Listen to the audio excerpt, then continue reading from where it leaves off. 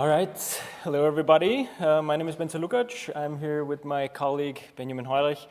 We are from the University of Passau in Germany, and today we're going to talk a little bit about our project, the Road to Open University, and it's a teacher education project that we're going to present to you kind of what we did during the project and our thoughts and research ideas behind the project or the connections to open education resources and open science.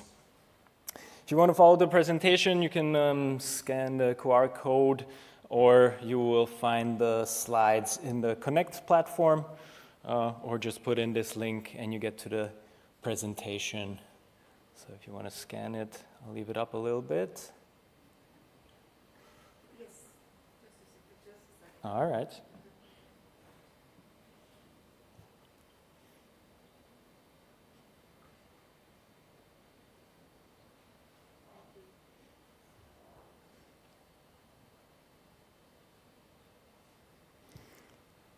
All right.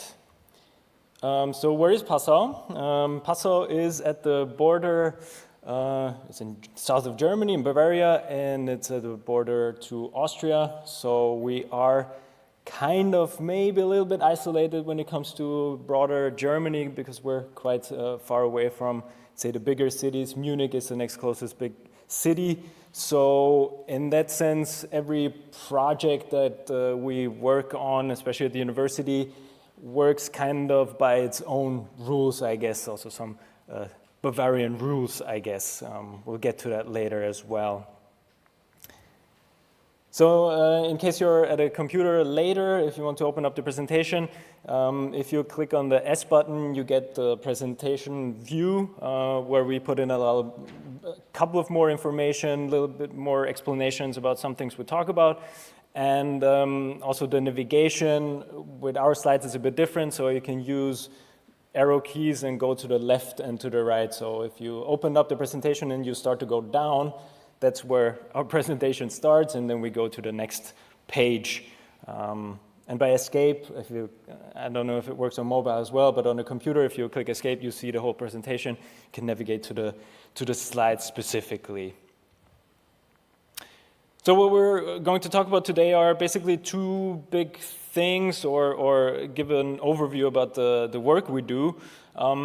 One is the structures that we have to work with in teacher education in Germany, then give an overview about the project itself and what kind of role it plays in the university, and also how it sort of embeds in the open science framework, I guess.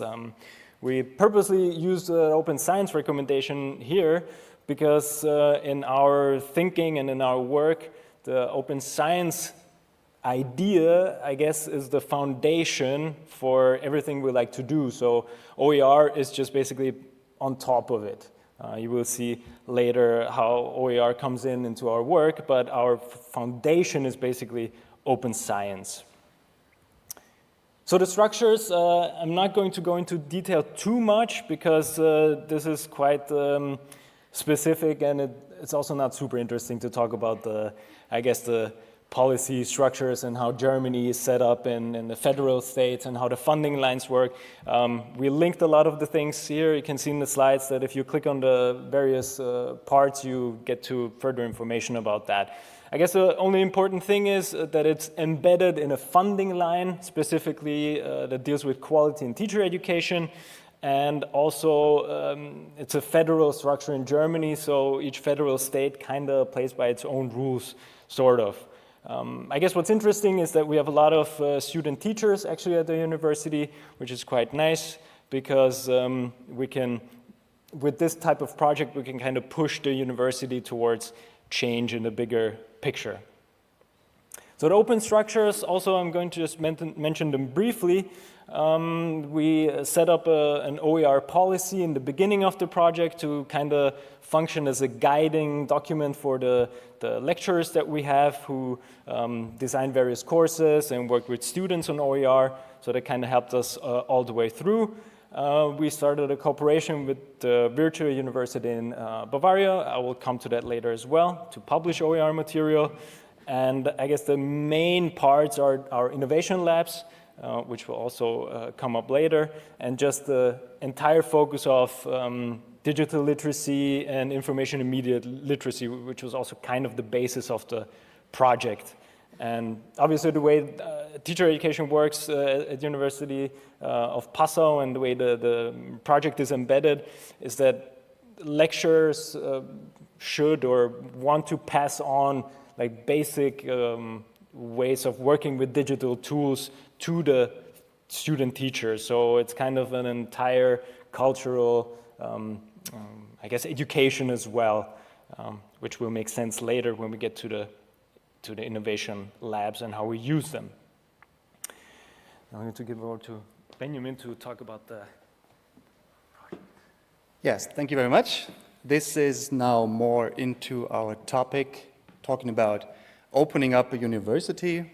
We just saw some maybe rigid structures and some open structures, and when it comes to opening up a university, which seems to be a really big and like really time-consuming project, which it is, I want to focus on something specific, which is cooperation and participation, especially in our project and in teacher education in general. So the graphic on the bottom, which we see later, maybe modified, will guide us through this content we see here. So we want to establish cooperative structures, and that's kind of difficult in Germany. We have seen some of these rigid structures in the beginning, but also teacher education in general is always constructed by states in Germany, and they're really strictly ruled by maybe slow-paced policy decisions and so on. So we wanted to implement new formats of teaching as well, learning and interplay of higher education and schools, and that's where cooperation and collaboration comes in. And we think that especially when we think of teacher education, sometimes only goes one way, which is from university, especially in the first phase, from university to society. So we build teachers, we educate teachers so they can educate students and other people. And we want to do it so we have maybe do it both ways, so we can have some insights from society, and we will see later in what structures we can do that. And that comes with some special OER materials we are trying to implement. So we are on the conceptual level with OER materials, which is seminars or lectures, which can both be used in schools and the universities, and on the didactical level. So we just try to test some methods and some digital structures we will see later in our innovation labs. So for now, keeping this in mind, university uses science education to do something with society. But of course, as he mentioned, we are using these recommendations for us. Some of you might have seen them already. The Unesco Recommendations, they consist out of 3 main areas. Just skip them for now. We are focusing on, as I said, on the part above, which is about collaborations and, of course, sharing information to society, with society, and back. So our goal is to maybe implement in both phases of teacher education in Germany, which is maybe there's a third one which comes later, but we both mostly talk about both phases, the first and the second. The first one is rooted in the university, which is mostly just subjects and scientific knowledge and teacher education inside the university and the institutions, university institutions. Opening up these structures would mean we have to observe society, of course, because we have to teach future teachers what they have to teach the students. Which I said, the curricula are very strict, so the subjects are always in place, but there are some things in society happening all the time, right? So technological advancements, political decision-making, and some societal discrepancies. for example. So we have to implement these in phase 1, and opening up this phase would mean we need more eyes and ears to observe society, right? So talk to us inside the university to what can you do with new technology, for example, or how can we react to new developments or social norms that are changing all the time. Phase 2 is more practical oriented. Teachers go to schools and have 1 or 2 years practical work in schools, and they come back and share their experience with us in the university. So opening up this phase would mean just don't close our university doors and just let them go. They have these state exams and they can go on with their life. They would come back from time to time, share their experiences, and we would invite other social actors and social workers, for example. So we use structures inside the university, and we will see them in a second, the didactical innovation labs, where we meet, collaborate, talk, but still we don't have a real method how we can do that and how we can achieve really the way back from society into university. And that's why we think, and we are convinced that it's necessary to find a common ground, and we think that we should use the scientific method not only in the first phase, but also in the second phase as a way of collaborate.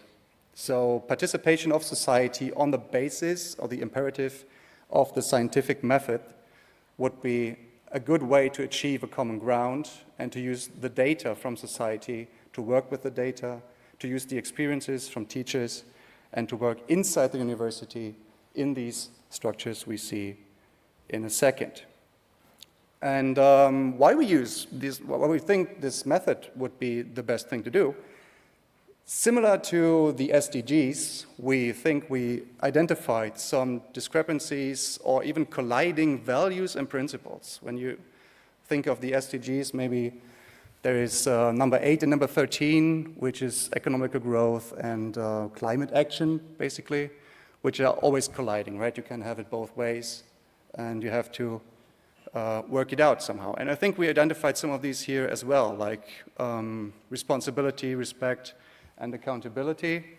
You can see there, and equality and integrity, or collaboration. So when we think about involving every stakeholder and the participation, opening up everything, maybe there is a lack of quality in the scientific research, because there are maybe normative, the scientific objectivity would be diluted by normative principles or opinions, or maybe too much of talking and not researching. So there's some colliding principles.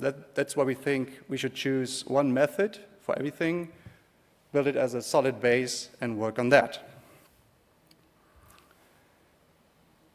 So promoting a common understanding of open science on the basis of the scientific method would associate benefits and challenges, which is really the most important thing, because in the recommendation, the UNESCO said we all have to think of different paths to achieve open science, and that's what we do, and we chose the path which is mostly rooted in scientific research. And apart from that, not only have we to choose different paths, but we have to find incentives and rewards, right, for our professors, for our lecturers, because our experience is it's always nice to talk about open science and open principles, but all the professors, they want to have something, right? They want to just, okay, that's my data, that's my research, I understand open science, but I need some incentives for me, for my students, and for my people I work with. So these things combined are, from our perspectives, in the light of university-based teacher education, the things we want to achieve on the basis of the UNESCO recommendation. And of course, that's where we show where we do all these things, and we have some of our digital didactical innovation labs for you in our presentation. We'll come back to this graphic at the end, but for now we see something has changed already. I was talking about open university on the basis of the theory and method of scientific research, and then we have collaboration with society, but after a few pictures of our structures, we can have, that's fine. We can come back to this graphic. All right, now a couple of the practical examples that we had in the project. The Open Work Hub was one of the, I guess, collaboration structures that we tried to implement, which kind of goes against like traditional professional development structures in teacher education. It was more of an open space where the goal was to build smaller groups based on topics that were interesting to the lecturers themselves. And we just bring them together sort of with the infrastructure of certain rooms, and then we let them work basically by themselves and maybe come back to the room and then create their materials as well. Like I mentioned, the collaboration part, especially with the sharing of the material, was also quite interesting in Germany because there, every federal state wants to build its own basically repository or any structure. It has to be something that's unique to the federal state itself. So what we did, we didn't want to build anything new as a university. We just said, you know what, let's try to find somebody in Bavaria who works with maybe online education more, and let's collaborate with them. And then we talked to this virtual University of Bavaria. As it happened, they set up an OER repository for their own material, so we started collaborating with them, so our material can be on this repository, which is quite nice, actually. This is one of our innovation rooms. You can maybe click through them by yourself because it's an interactive thing, so you can click around and check what we have. We have 3 of them, basically. It's a classroom. We have a teacher's lounge as well, or a teacher's room of the future. Very innovative. I think most universities have some kind of lab because it's kind of a cool thing to have nowadays. Also in the co-working space, which promotes even more this open innovation and collaboration idea, because this is not a traditional room that you kind of have to book and do something like do lectures in it or seminars in it. It's mostly about meeting up, brainstorming, using the computers to create material and just get together and talk about whatever is on the mind of the lecturer. So that's where it kind of finishes with our basically goal is to build on the scientific method and research in these rooms how we can try new teaching methods that are digital and innovative.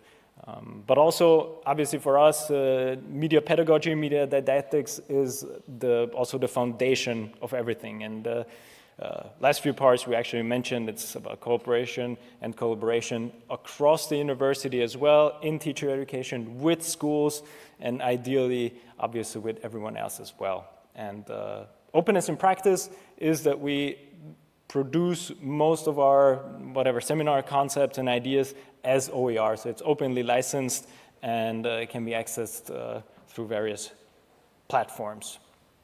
And now to finish off the... Yeah.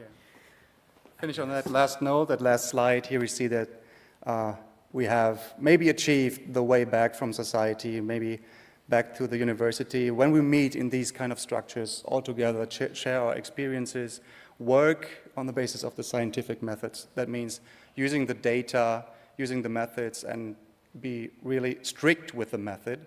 And then you invite every time, we invite new teachers and new students to share their ideas. Not only teachers and students, we talk about shareholders, stakeholders, and social actors, because we think that maybe it sounds a little paradoxical, but to be that strict with the method, we can open up what university used to do just in one way, and we can go the other way as well and work together in the center on the scientific method.